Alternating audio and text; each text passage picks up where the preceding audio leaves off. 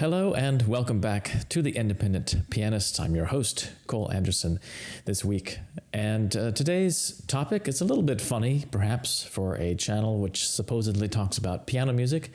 I'm talking about one of the great conductors of all time. Actually, I don't find this to be an odd thing to talk about for a piano channel because I think that conductors and orchestras can be enormously inspirational for pianists of all levels, particularly once you get to the point where you're really trying to make music on the piano, where you're really trying to transcend the mechanical limitations of the piano and create something which is really beautiful and inspiring. I find for myself, and I've heard many of my teachers and inspirational figures have also felt, that keeping the sounds of the orchestra in mind can really help you to explore various colors that you can find. You do really want to make the piano sound as varied as you possibly can, and just having some of those sounds, some of the orchestral sounds in mind.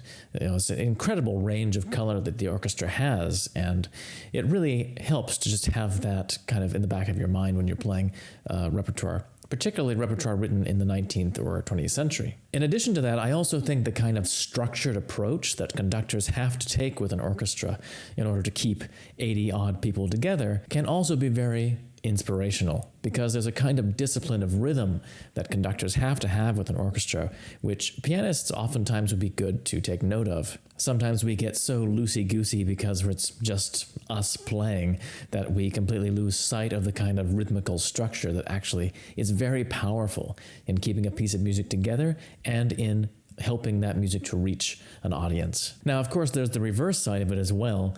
There's a certain kind of squareness or strictness which goes with orchestral conducting, which maybe is not always a good thing. However, I've found that with some of the greatest conductors and greatest orchestras, they can almost achieve this kind of symbiosis where it almost sounds like the orchestra is just one person, and they're able to do all these subtle things with timing and tempo and so forth that usually only a soloist or a small ensemble like a string quartet could actually manage. And that's definitely the case for the subject of today's video, Wilhelm Furtwangler. Now, before anyone starts going nuts in the comment section about the title of this video, I realize it's impossible to say who the greatest conductor is, or the greatest anything, of course. It was just a snappy title. There's many conductors who I could put on my list of favorites, including Leopold Stokowski, Sergei Koussevitzky, Herbert von Karajan, Carlos Kleiber, and many, many, many, many others. However, I do find that I just keep coming back to some of Furtwangler's recordings because they're so inspirational and so remarkable. He seems to have really had the talent of investing the players with a kind of almost fanatical devotion to the music that they were playing. Even when he was conducting orchestras which were not the greatest, which some of the recordings that I'm going to play for you were not with the greatest orchestras, it always sounds like the players are absolutely on the edge of their seat and playing as if their life depended on it. And Furtwangler was definitely not the sort of conductor, like a browbeating style conductor like many famous conductors were. He was not autocratic like that. Musicians actually really enjoyed working with him and enjoyed playing under his baton. And many of them spoke about what a kind of inspirational experience it was and what a kind of almost transformative or spiritual kind of experience it was. He revealed things about the music which other people just missed. And that's what I find time and time again. So this video is going to be constructed in two parts. In the first part, I'm going to do a direct comparison between some recordings by Wilhelm Furtwangler and Arturo Toscanini.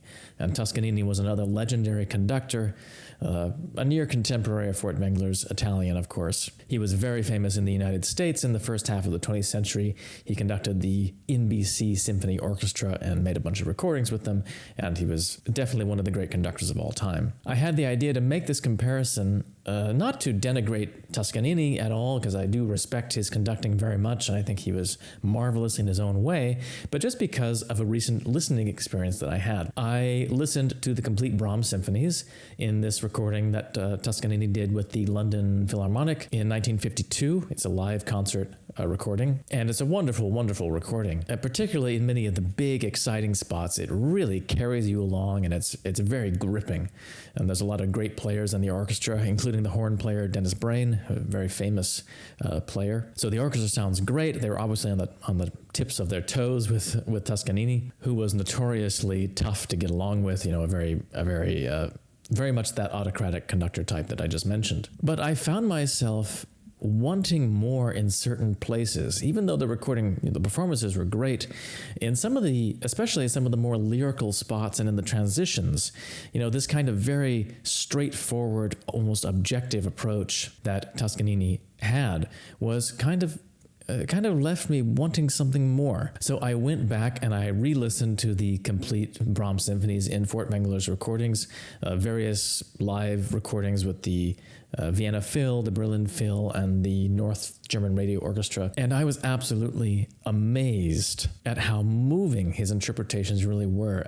And especially in those spots, those kind of transition spots or very lyrical moments that are kind of at the heart of these works. I was just amazed at how Furtwangler seemed to be able to pull the emotion out of these moments. It was very, very moving. And, I just kind of gave a sigh of relief when I heard these places, because it was what I was wanting in this kind of more strict military approach that Toscanini was taking, even though they're certainly fantastic recordings, and I highly recommend them. I'm not even trying to say that one approach is better than the other, because I'm sure many people would actually prefer Toscanini's approach. He really has this kind of flowing style of tempo. Everything is held together in this very elegant, aristocratic kind of way. Furtwangler, on the other hand, generally takes slower tempi, but more importantly for me is that he leaves room oftentimes for the players to really sing and breathe. And I find that to be just so inspiring. And I know that this actually influences a lot of my own playing. So recently I have been listening to a lot of Furtwangler recordings, including some ones that I didn't know before, and I feel like it influences my playing a bit. Like I just feel like I want to expand a little more and allow myself to sing in certain places. So I want to show you a couple little comparisons from the Brahms symphonies, from the First Symphony and also from the Third Symphony, so you can hear what I'm talking about. And the first one that I have is from the beginning of the First Symphony. This is from the slow introduction to the First Symphony. And in particular, I want to highlight this part here that I've marked in the score. This is right after this big climax. On the dominant, there's a huge explosion of sound, and then you get the oboe, a kind of oboe solo here. And it's a very beautiful moment, a very tender, delicate moment, right before the music is going to move into the faster tempo of the main body of the movement. So the thing I want you to notice here, I'm going to play Toscanini's version first, which is a very impressive version and a little bit faster. But notice how at the beginning of the second line here, where I've circled that D, the high D, notice how the oboe player actually falls behind the accompanying brass. And I think it's that Toscanini was just keeping this tempo very steady, but he didn't quite give the oboe player time to make this jump, this octave leap, which requires a little extra time for someone who plays a woodwind instrument. So let's listen to that really quick.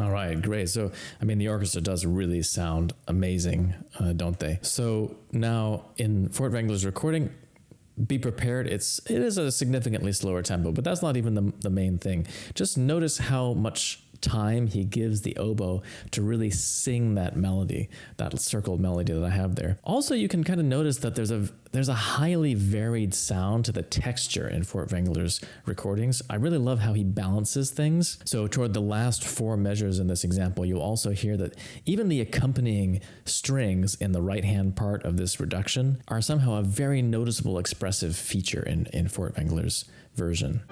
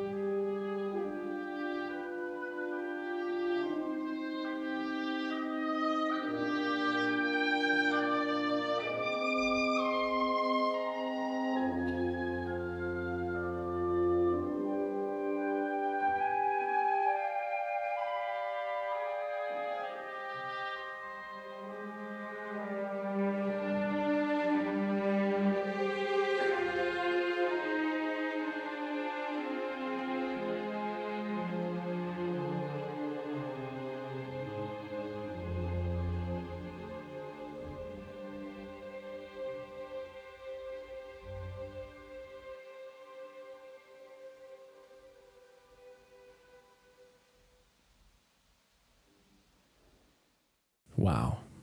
I mean, I have to say, just listening to it, even though I know what's coming, it just amazes me every time, the kind of effect that it has. And I know for some people it's going to feel too slow and too kind of stodgy maybe, but I'm just really moved and really impressed by how much emotional substance the players seem to be able to pull from their parts at that tempo and with the space that he's giving them. So although it's debatable, I know, I mean, even though the Toscanini version is really excellent and it has this wonderful flow and great sound and everything, it just doesn't quite go to the center of the music in the same way, for me anyway. So here's another little example. This is a teeny bit from the beginning of the first movement of the third symphony. So we're going to start with Toscanini again. And there's a couple of things you can notice here. I mean, this symphony starts with two long-held chords in the full orchestra, brass and winds. And notice how in Toscanini's version, it's actually very straightforward. The way it's voiced, it's kind of equal sounding and a little bit brash and forward. Also notice how steady he is. He's completely steady, rock solid, which is certainly a very good thing. I mean, there's nothing wrong with that. So let's hear the version with Toscanini and the Philharmonia Orchestra.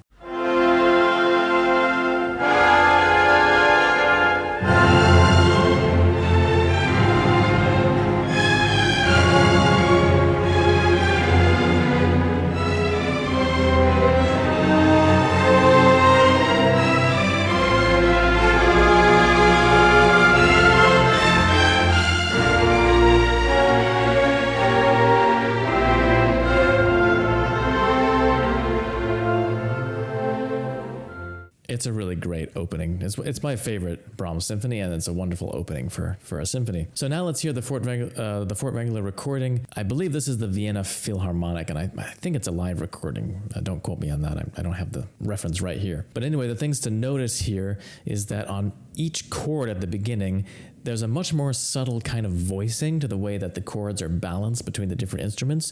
And he also has a little growth on each one.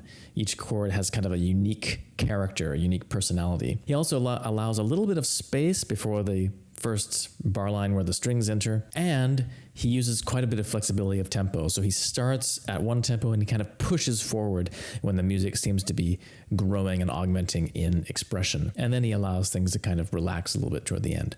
Not in a way that really draws attention to itself so much, but it's just so gripping and powerful the way that he moves the music forward.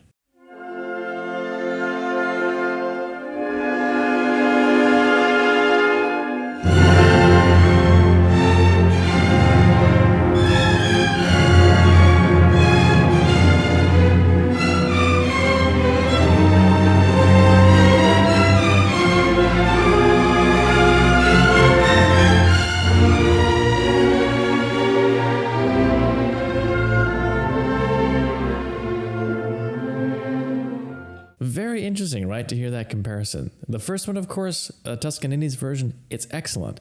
But there's something which is just so, for me, so gripping and just so mesmerizing about Furtwangler's approach. And you'll notice that actually in Furtwangler's recordings, the ensemble is not quite as good as with a conductor like Toscanini, probably because he's allowing this little bit of flexibility and openness in tempo. But I think that's a perfectly acceptable drawback for what he gives you. It reminds me a little bit also of Leopold Stokowski. You know, Leopold Stokowski would have his orchestra members in the string sections do free bowing and things like that, where they would not all match their up bows and down bows. And that also, sometimes it would make the ensemble a little less precise, but it gave this very expressive kind of gluey sound to the strings, which is really wonderful and was famous. So it reminds me of that a little bit. Okay, let's jump forward. This is the transition into the second theme in that first movement of the third symphony. So Toscanini's version, just for contrast, straight as a die. He doesn't change tempo at all or take any time. So let's hear what that sounds like.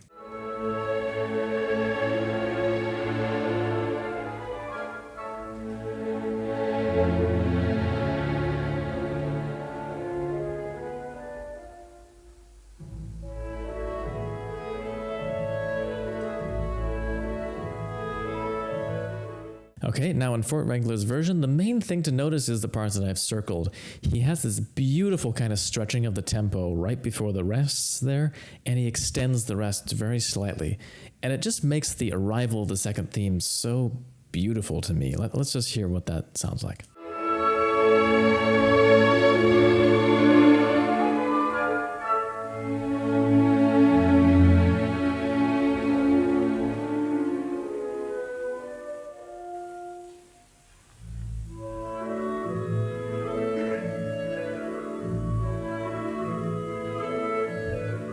So again, it's very subtle what he's doing with timing there. It's the sort of thing that a soloist would do, and orchestras rarely take the trouble to do that kind of thing.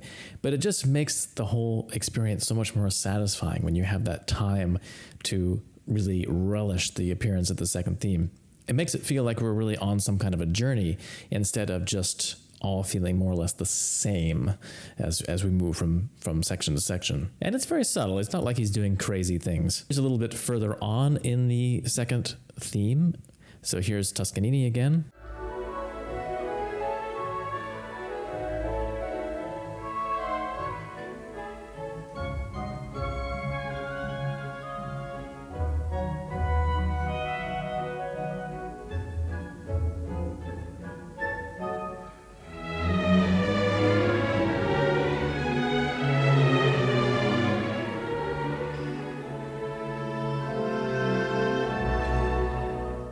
Okay, now the same section with Furtwangler, and just notice the way that he very subtly pulls back the tempo and gives you some time when the texture changes. So when we get the woodwinds and the pizzicato strings in the part that I've circled. And also he takes a little bit of extra time in that rest at the end of that first section so that the next espressivo part is really powerful.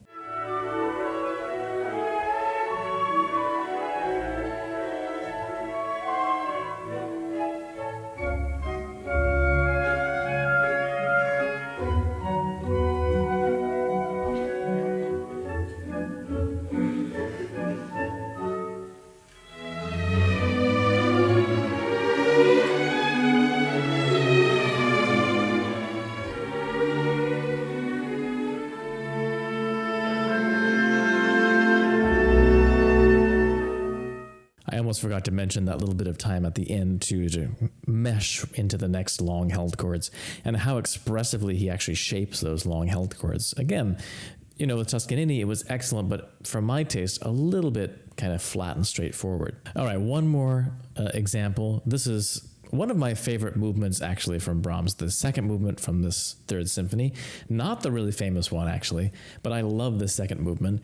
It has a really beautiful kind of almost devout quality to it. It reminds me of like Romeo and Juliet or something like that with the friar and all that kind of thing. Anyway, that's not important, but let's just compare these two versions. Just be warned, the Toscanini version is a lot faster. And once again, I just want you to kind of notice how Furtwangler just subtly allows, especially the solo clarinet, to have a little bit more time to make the phrases really organic and natural.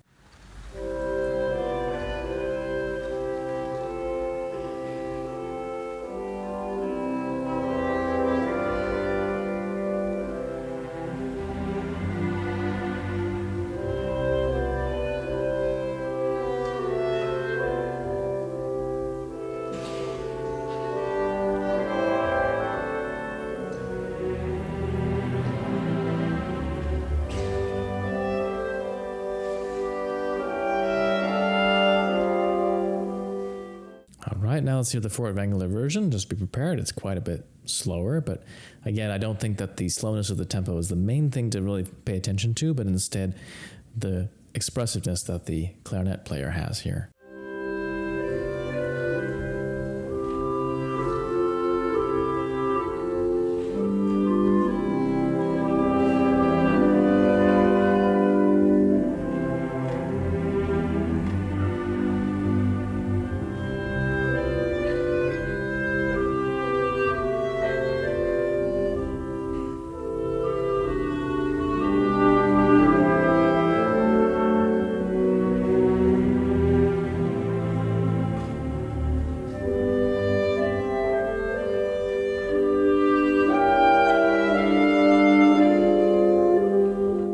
Did you notice in particular how expressive the clarinet player was in the last two measures there, where he actually had some time to kind of make the swell happen and to emphasize that leap?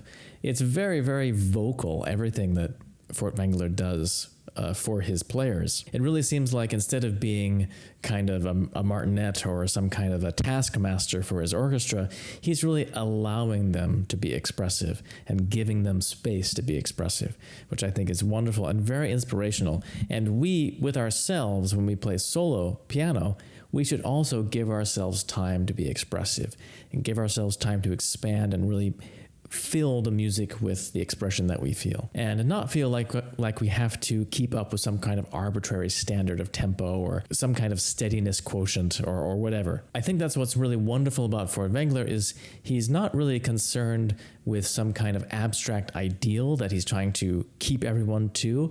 Instead, he's really reacting to the sound and what he's hearing in the moment. So when people need time, he's just letting them have it. Okay, so the second part of this video, now that I've done my little comparisons, the second part of this video is just going to be me geeking out about things. So I'm just going to play you a few of my favorite recordings from Furtwangler. So if this is not interesting to you, then you can just skip and I'll see you next week. But if you do like to geek out about these things, then this might be interesting for you. So I just want to recommend a few of my favorite recordings that you could go out and listen to, and I'm going to play some little snippets from some of them. So the first one is a recording from 1938.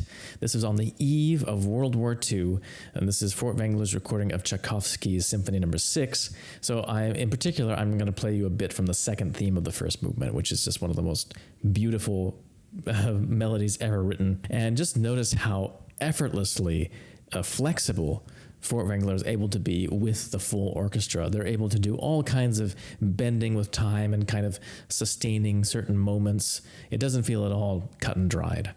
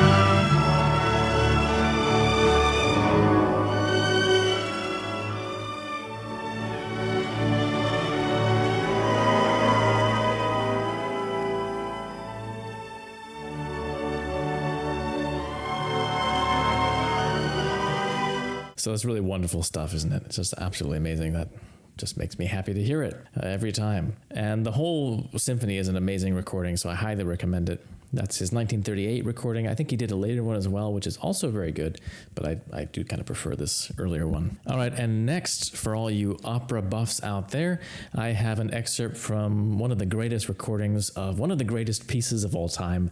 This is a segment from Der Ring des Nibelungen, The Ring of the Nibelungen, by Richard Wagner. And this is from the third opera. This is Siegfried, about the young Siegfried. If you caught one of my earlier videos where I was talking about my 10 favorite recordings, you might remember there was a segment from the Valkyrie there as well. And I talked a little bit about the ring cycle. I'm not going to go too geeky into this right now, because I know some people are probably not interested in opera. So if you're not interested in opera, just skip this segment. But I do get really excited about the ring cycle. It's based on all these Norse myths like Odin and Thor and Loki, and all these characters all appear with Germanic names, but they're all in the tetralogy. There's 4 operas that make up the whole cycle. And then there's also the human characters: Siegfried, Sieglinde, Sigmund, and Brunhilde, the Valkyrie, is kind of the connecting point between them. And the whole kind of tragic grandeur of the story has to do with how the humans and the gods kind of interact, and it all culminates in the ending of the gods, this kind of cataclysmic finale. So at this point in the third opera in Siegfried is reforging his father's sword. And his father's sword was destroyed in battle. It was broken and he was killed. Siegfried never met his father. So at this point, he's found his father's sword. He's going to reforge it with or without the help of the dwarf Mima, who raised him from childhood. So this is a great segment. I'm just going to play a little bit of it. It's called the Forging Song. It's a fairly well-known segment.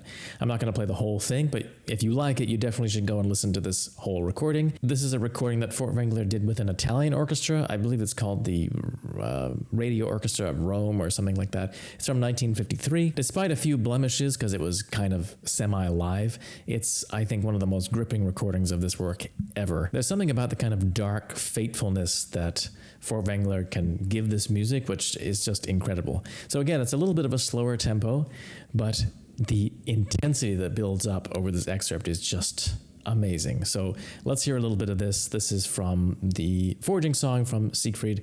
The wonderful tenor singing Siegfried's part is Ludwig Suthaus. And this is also, by the way, one of the great performances of Mima, the dwarf. This is Julius Patzak, I think is the best Mima as well.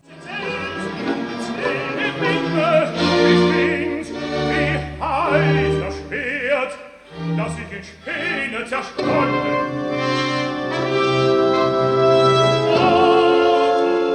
Nennt sich das neidige Schwert, deine Mutter gab mir die Mehr.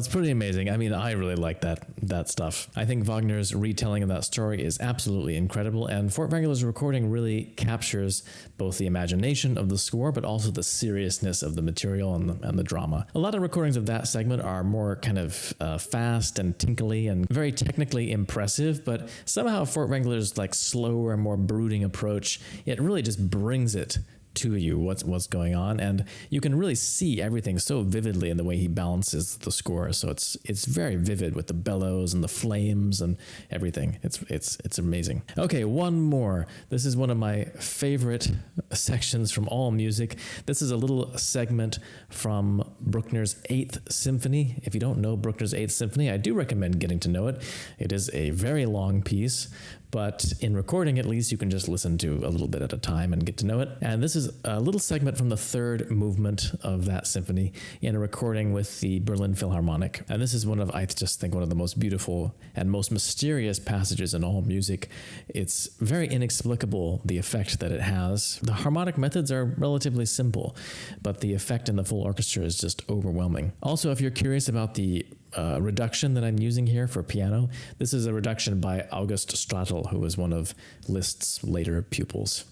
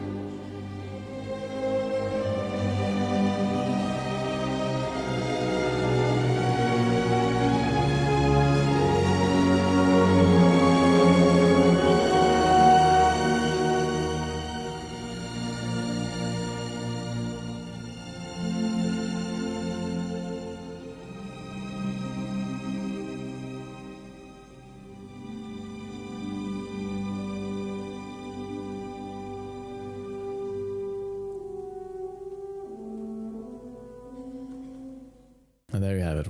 Absolutely amazing, wonderful recording. There's not much, you can really say in words about it. It's just remarkable. It's one of my favorite pieces and movements in all music, and I just find myself coming back to that recording again and again. So I guess the last thing that just needs to be addressed is Furtwangler's activities during the war. And I don't even really want to talk about this because it's kind of outside the scope of what I do on this channel. But of course, there was a big thing about Furtwangler because he remained in Germany during World War II, and he conducted for various Nazi events. He basically had to do that if he was going to stay alive and stay in Germany at the same time. After the war, there was a denazification trial, and I think he was suspended for a certain period from live performance because he had in some way collaborated with the Nazis. I think that's well been put to rest now that he was not sympathetic sympathetic with the Nazis at all, and in fact, he tried to resist them in some small ways when he could. But there is still that kind of issue there. It would seem that he was actually very much of a gentleman in his personal life and disliked the Nazis intensely and everything that they stood for. No less a figure than Yehudi Menuhin, by the way, after the war, was very pleased to work with Furtwangler. And in fact, he asked a group of musicians, I think it was in Paris, in France, who out of the musicians who stayed in Germany during the war would they feel comfortable working with? And it was universal that Furtwangler was the one. Unfortunately, there was kind of a smear campaign. I think he was invited to head an American orchestra after the war, but several musicians, led by figures like Jascha Heifetz and Vladimir Horowitz, blocked that, actually filed a petition that they would not perform with that orchestra anymore if Furtwangler became the music director. So unfortunately, the United States was robbed of the experience of having this amazing conductor. And there's more you could go into about all the machinations behind that, what it was actually motivated by, which was maybe not quite as pure as it was made out to be. But I hope I've said enough about that. I don't really even want to get into that, but I'm just trying to forestall people who might start posting about Furtwangler being a Nazi or something like that. He wasn't, and it was a difficult situation for people like him who were very prominent and who didn't want to leave their homeland during that difficult time. So that's all I'll say on that. Hopefully I'm not going to get flamed in the comments over this little digression. So now I'm going to leave you with a complete performance. This is one of another one of my favorite recordings. This is the Brahms Hungarian Dance No. 1, so kind of a fun one. And this is a performance from 1930, a recording with the Berlin Philharmonic again. And this is just an absolute wonderful recording. And you'll notice that there's kind of this almost crazed accelerando that he puts into the main theme, which I absolutely love. It's just so full of passion and power. So yeah, I'll leave you with that. I hope this video has been informative and it might inspire you to go and look at some of Furtwangler's recordings. A very inspiring artist and well worth suffering through the poor sound quality, since he never recorded in stereo or with any of the modern recording techniques. He died right before the stereo recording came into being. So thank you very much for watching. Stay tuned. Next week I'll be back with some more great music, as always. If you like what I do here, please consider supporting the channel. I have a number of methods you can use to make a financial donation. One that's kind of popular as a recurring source of funding for the channel is patreon.com at www.patreon.com/independentpianist. Thank you to all my current Patreon supporters and to anyone who supports the channel. I really appreciate it and couldn't do it without you. So that's it for now. Cole Anderson signing off. Keep practicing, and I'll see you next time.